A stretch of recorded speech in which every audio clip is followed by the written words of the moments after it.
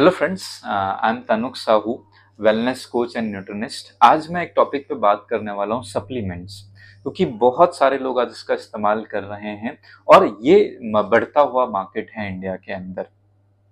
तो सबसे पहले ये बात करते हैं कि सप्लीमेंट होता क्या है। तो supplement is a additional diet. अब आप ये समझिए कि हमारी जो बॉडी है वो बहुत से लगभग लगभग ट्रिलियंस ऑफ सेल्स से बनी हुई है और हमारे सेल्स को फंक्शन करने के लिए न्यूट्रिशन की रिक्वायरमेंट होती है, जैसे कि प्रोटीन, कार्बोहाइड्रेट, फैट्स, ठीक है, fibre and water, vitamins and minerals. ये ठीक है, मिनरल ये जो है न्यूट्रिशन की रिक्वायरमेंट होती है हमें। और इसके सोर्सेस क्या थे? इसके सोर्सेस हैं clean air, clean water and food. लेकिन आज आज के समय में अगर आप देखेंगे तो कहीं ना कहीं क्या हो रहा है कि अगर हम एयर की बात करें तो एयर पॉल्यूटेड है, क्योंकि आप देख रहे हैं कि बहुत सारी गाड़ियां हो रही हैं, एयर पॉल्यूशन बढ़ता जा रहा है।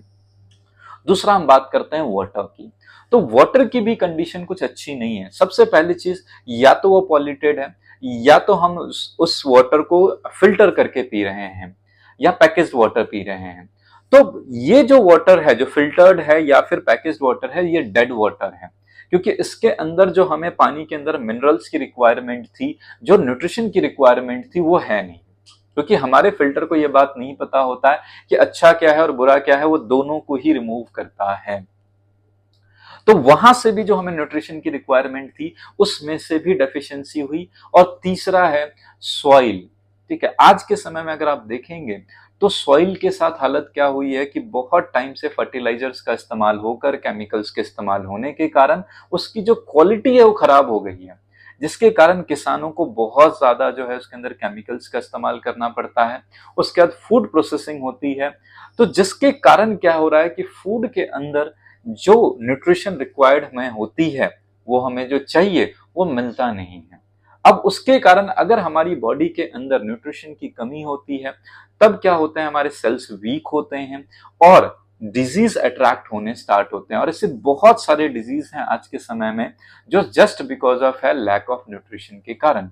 अगर न्यूट्रिशन को कंप्लीट कर दिया जाए तो कहीं ना कहीं उन प्रॉब्लम्स को जो है सही हो सकते हैं, क्योर हो सकता है, या फिर वो प्रॉब्लम होगा ही नहीं, प्रिवेंट किया जा सकता है।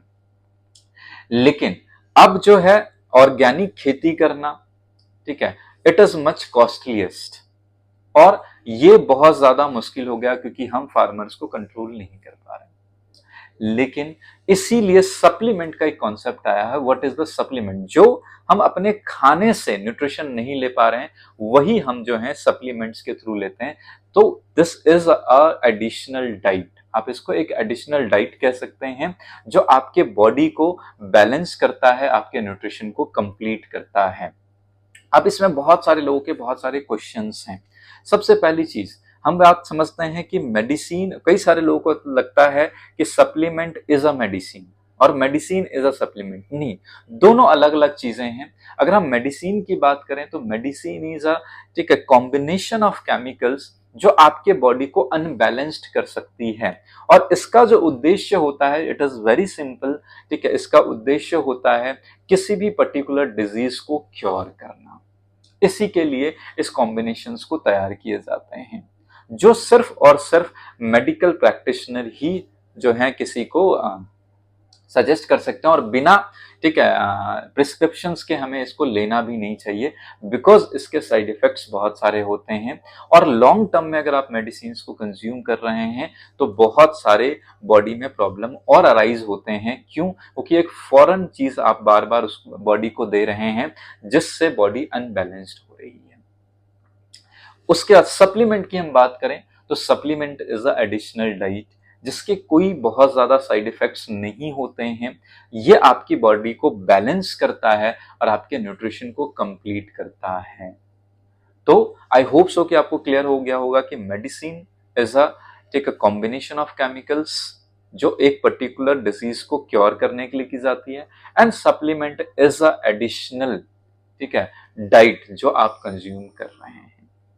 अब दूसरा होता है कि क्या सप्लीमेंट्स के साइड इफेक्ट्स भी हैं? तो सप्लीमेंट्स के उतने ही साइड इफेक्ट्स हो सकते हैं जितने आपके खाना खाने से हो सकता है। अगर आपने ज्यादा खाना खा लिया, ओवरडोज ले लिया आपने, तो क्या होगा, आपको वॉमिटिंग हो सकती है, आपको अनईजीनेस फील हो सकता है, ठीक है, बस इतना हो सकता है। लेकिन और सेम सप्लीमेंट्स हो सकता है, लेकिन इसमें ऐसा नहीं होगा कि आपका कोई ऑर्गन खराब हो गया या फिर आपकी बॉडी में अब लाइफ थ्रेटनिंग इश्यूज हो गया, ऐसा नहीं होगा। तो आप जो है सप्लीमेंट्स को कंज्यूम कर सकते हैं, बस इस बात का ध्यान रखना है कि सही डोजेस के साथ लें। उसके बाद तीसरी चीज होती है कि सर कब तक सप्लीमेंट्स को लेना जरूरी है। तो सिंपल सी बात को हम समझते हैं कि हमारे बॉडी को न्यूट्रिशन की जरूरत कब तक है, जब तक हम जिंदा हैं। तो सिंपल सी बात है, अगर हमारी बॉडी को न्यूट्रिशन की जरूरत जब तक जिंदा है तब तक चाहिए, तो अब आपके पास दो ऑप्शन है। या तो आप ऑर्गेनिक चीजों के जरिए, चाहे वो आपका फूड हो, वाटर हो, एयर हो, उसके जरिए आप अपने न्यूट्रिशन को कंप्लीट कर दीजिए, जो एक इम्पॉसिबल टास्क बनता जा रहा है आज मॉडर्न सोसाइटी में। या फिर दूसरा इजी वे है कि आप जो है किसी अच्छी कंपनी का रिसर्च बेस्ड एंड लाइसेंस्ड के साथ, जो सेफ्टी के साथ हो, उन सप्लीमेंट्स को कंज्यूम करके अपने न्यूट्रिशन को कंप्लीट कर सकते हैं।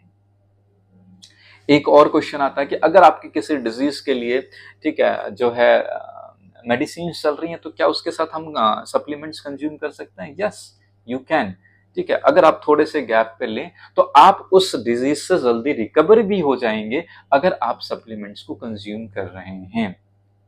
ठीक है, इसके बाद कुछ लोगों का सवाल यह आता है कि अगर हम किसी पर्टिकुलरली डिजीज के लिए या फिर किसी कंडीशन के लिए हम सप्लीमेंट्स ले रहे हैं, तो कब तक ये क्योर हो जाएगा। तो सबसे पहली चीज मैं आपको बता दूं, supplement is not for cure, supplement is for the prevent. अगर आपकी प्रॉब्लम उस न्यूट्रिशन की कमी से हो रहा है और अगर आप उस न्यूट्रिशन को ले रहे हैं, तो सबसे पहले तो कितना डेफिशिएंट है वो। तो आप अगर कोई भी सप्लीमेंट्स लेते हैं, कोई भी न्यूट्रिशन लेते हैं, तो सबसे पहले उसमें से इस्तेमाल होता है आपके डेली यूज के लिए, और फिर धीरे धीरे करके आपकी डेफिशिएंसी को कम किया जाता है। तो कहीं ना कहीं आपको वक्त लगता है जब आप न्यूट्रिशन को कंज्यूम करते हैं। It may cause 3 months, it may cause 6 month, ठीक है, it may cause 1 year also. तो जितनी बड़ी प्रॉब्लम होगी, जितनी पुरानी प्रॉब्लम होगी, it may cause more time.